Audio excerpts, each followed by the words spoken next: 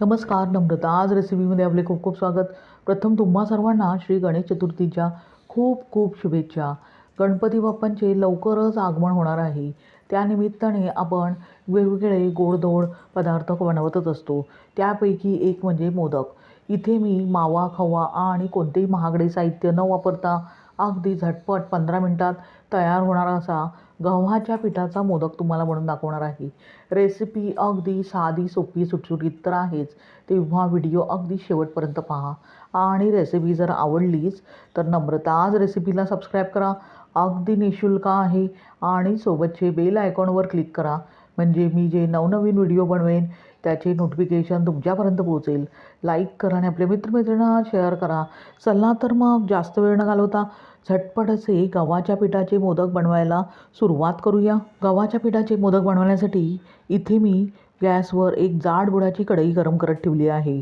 कढई गरम करून घेतल्यावर त्यात 1 वाटी रोजच्या वापरातील गव्हाचे पीठ घालूया आणि गॅस बंद करून प्रथम सुवास येईस्तोवर अगदी अशा प्रकारे ढवळून भाजून घेऊया. पीठ तळाशी करपण्याची शक्यता असते, म्हणून सतत ढवळून अशा प्रकारे भाजून घ्यायचे आहे. साधारणतः 2 मिनिटानंतर पाहू शकता पिठाचा थोडासा रंग बदलला आहे. आता ह्या स्टेजमध्ये त्यात आपण 2 छोटे चमचे तूप घालूया. तूप थोडे थोडे करून घालून आपण हे पीठ भाजून घेणार आहोत. आता तूप पिठात घातल्यावर अशा प्रकारे सतत ढवळून गॅस बंद करून पीठ अगदी गोल्डन कलर येईस्तोवर भाजून घ्यायचे आहे. पीठ ढवळून घेत असताना अशा प्रकारे कलत्याने दाबून दाबून भाजून घ्यायचे आहे, म्हणजे ते एकसारखे भाजले जाते आणि आतपर्यंत भाजले जाते. त्याचा कच्चेपणा पूर्णपणे निघून जातो.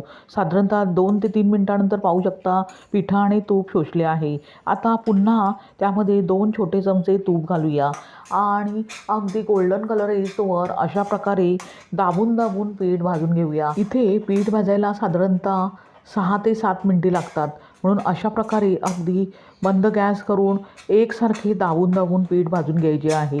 साधारणतः 3 ते 4 मिनिटानंतर पाहू शकता पिठाचा गडद असा बदामीसर रंग आला आहे आणि गोल्डन कलर अगदी व्यवस्थितपणे आला आहे.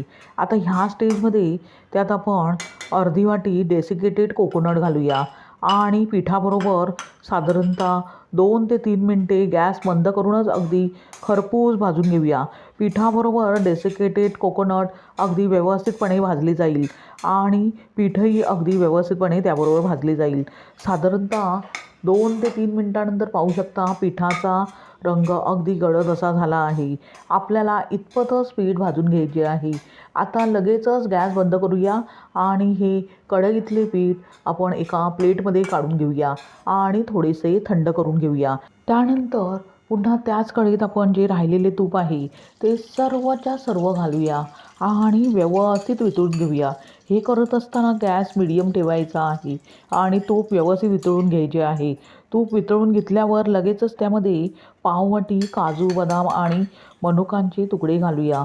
मनुका, काजू आणि बदाम तुम्ही तुमच्या आवडीनुसार कमी जास्त करू शकता किंवा कोणतेही ड्रायफ्रूट्स इथे तुम्ही वापरले तरी चालेल. आता ड्रायफ्रूट्स 1 मिनिटभर अशा प्रकारे तुपात परतून घेतल्यामुळे दाताखाली आल्यावर त्याची चव अप्रतिम अशी लागते. पाहू शकता ड्रायफ्रूट्स अगदी खरपूस भाजले गेले आहेत. लगेचच ते आपण एका वाटीत काढून घेऊया. त्यानंतर पुन्हा त्याच तुपात आपण अर्धी वाटी गूळ घालूया आणि गॅस मीडियम ठेवून तुपामध्ये गूळ अगदी व्यवस्थितपणे विरघळून घेऊया. इथे आपण गूळ फक्त विरघळून घेणार आहोत, त्याचा पाक अजिबात करायचा नाही, नाहीतर मोदक कडक होण्याची शक्यता असते. ही काळजी जरूर घ्यावी. साधारणतः 2 मिनिटानंतर पाहू शकता गूळ पूर्णपणे विरघळला आहे. आता ह्या स्टेजमध्ये त्यात 1 छोटा चमचा वेलची जायफळ पूड घालूया आणि एकजीव करून घेऊया. त्यानंतर गॅस बंद करून आपण जे पीठ भाजून घेतले आहे ते गुळाच्या सिरपमध्ये अशा प्रकारे अगदी हलक्या हाताने एकजीव करून घेऊया.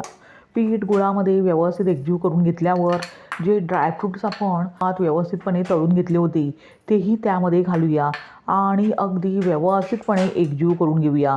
आता हे मिश्रण आपण कढई फार गरम असल्यामुळे एका बाउलमध्ये काढून घेणार आहोत.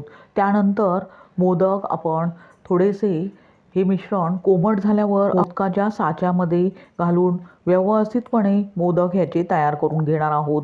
साधारणतः 2 ते 3 मिनिटानंतर थोडेसे मिश्रण कोमट झाल्यावर लगेचच आपण त्याचे अशा प्रकारे साच्यामध्ये तूप लावून थोडे थोडे मिश्रण अशा प्रकारे त्यामध्ये घालूया आणि मोदकाचा साचा बंद करून अगदी व्यवस्थितपणे मोदकाचा आकार देऊया. पाहू शकता किती परफेक्ट असा मोदक तयार झाला आहे.